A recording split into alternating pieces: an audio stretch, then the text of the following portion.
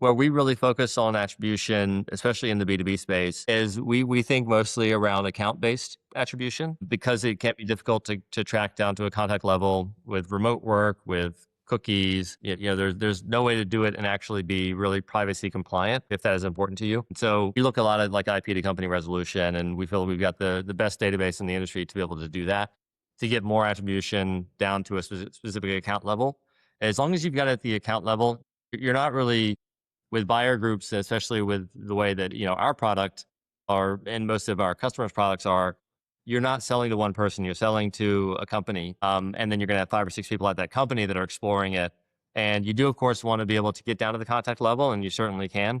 But what's really important is getting to an account level and saying, hey, this is the company that's looking at purchasing from you. What I think is moving us forward is certainly the AI agent conversation. What can an AI agent do to supplement the work of a marketer as an analyst, as actually making decisions around where to spend money in campaigns? So there's a conversation to be had around how much we trust this. I think you've seen a lot of analytics type agents come out where they're focusing on answering questions to you as opposed to focusing on actually performing a task where it notices, hey, this campaign on LinkedIn is performing very well. You're spending $10,000 on this campaign in Google. So I'm just going to shift that budget over to the LinkedIn campaign. Now, I'm curious, is that something that you would allow the agent to do without talking to you first? And that can be a rhetorical question. But if you might hesitate. Now, if you're asking the question, we're just answering you and giving you data back.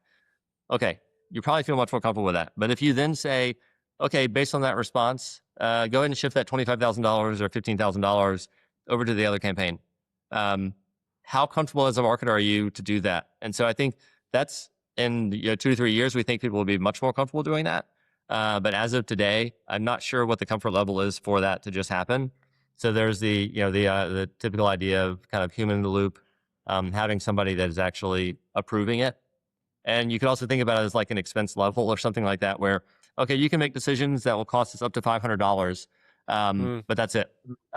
If you're going to do any other decisions besides that, then you've got to come to me, and I've got to click approve, and then you can make it happen. And so the agent discussion is certainly really important. And what levers are you willing to allow it to push and pull?